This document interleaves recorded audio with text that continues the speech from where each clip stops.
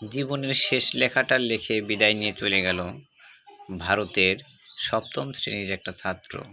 খাতায় লিখে গেল, মা, মাগো, আমি চুরি করিনি মা। এমনটাই লিখে শেষ বিদায়টা নিয়ে গেল। কথাগুলো আমি কিচ্ছার সুরে বলছি, অবশ্যই আপনাদের ভালো লাগবে। ভিডিওটা অবশ্যই দেখবেন, চ্যানেলটা অবশ্যই সাবস্ক্রাইব করে বেল আইকন ক্লিক করে আমার পাশে থাকবেন। ধন্যবাদ। তবে শুরু করছি কিচ্ছা। আহা, ভারতেরই অনুকূলে হইল এক ঘটনা। গ্রামের নামটি বাসুরা হয়, করব যে বর্ণনা। দোকানদার হয় শুভঙ্কর রায়, করব তার বর্ণনা বন্ধু হে।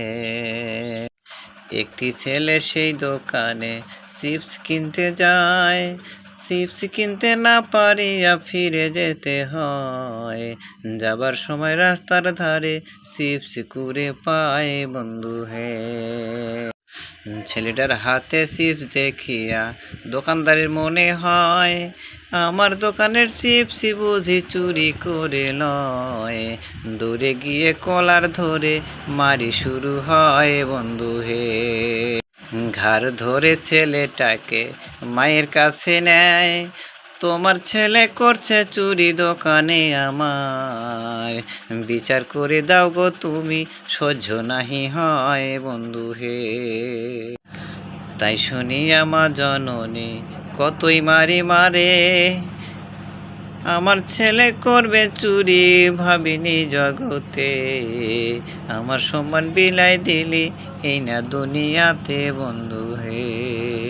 ছেলেটি কেঁদে কেঁদে বলে, মা, মাগো, আমি চুরি করিনি মা, চিপসটা আমি রাস্তার ধারে কুড়িয়ে পেয়েছি। ছেলেটিকে নিয়ে গেল বাজারের ভিতরে, কান ধরে উঠু বস করাইল তাহারে। এদিক ওদিক মারি দিল মা জননী তারে বন্ধু হে। বিনা দোষে মারি খাইলাম কত জনের হাতে, দোষ না করে মারি খাইলাম মা জননীর হাতে।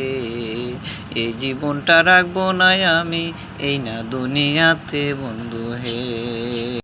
বাড়িতে গিয়ে টেবিলের উপরে খাতা ছিল, খাতার উপরে লিখলো, মা, মাগো, আমি চুরি করিনি মা, চিপসটা আমি রাস্তায় কুড়িয়ে পেয়েছিলাম।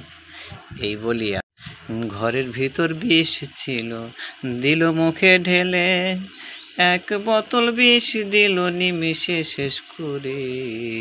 পরাণ পাখি উড়ে গেল দুনিয়াটি ছেড়ে বন্ধু হে। এই কথাটি এক নিমিষে